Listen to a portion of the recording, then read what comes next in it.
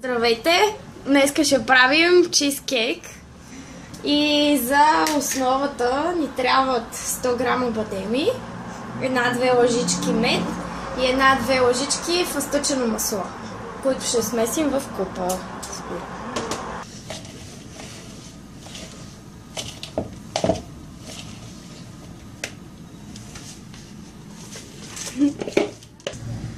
След като вече сме разтлали блата по формата на табличката, започваме да бъркаме другата смес.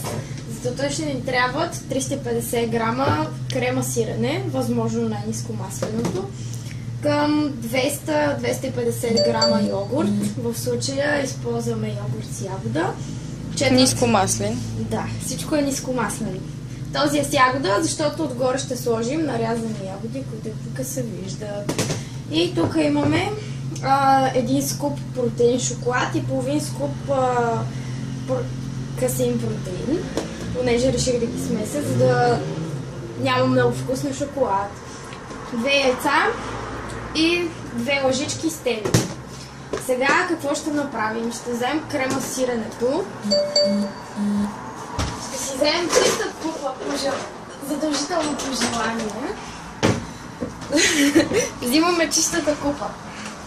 В нея изсипваме крема сиренето си. Така.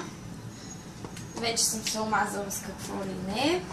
Изсипваме крема. Ползвайте ръце, крака, каквото може. Чистите си части.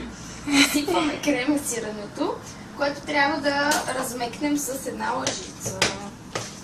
Но това вече е доста меко, защото... Не, да се измиеш малко. Да, мерси. Аз поне си двете ръце, нямам проблем. Може да се фана купата сега. Крема сиренето си е кремоз, се размеква лесно.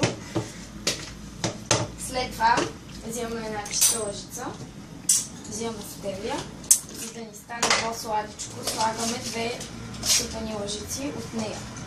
Ако нямате стевия, може ли да използвате мед, но с нея става по-леко и тя е по-ниско калорична. Така, мисля, че това ще бъде достатъчно. След това добавяме 2 яйца и разбъркваме с миксера. Или пасатор. Или пасатор в нашия случай, защото миксер няма. Ще ви побръмчи на главата. Бях спри на пауза си. Така, след като вече разбъркахме крема сиренето заедно с яйчицата и стевията, можем да добавим всички други съставки и да ви напомня, включете си фурната, защото ще ви трябва за около 40-35 минути на горе-долу 160 градуса. След като добавим всички съставки, припасяваме, ще разбъркаме за 2-3 минути, докато стане еднородна смес. Докато мислим, че сме готови, нямаме бучки вътре от протеина, който ни замества брашно в случая. И изсипваме върху това.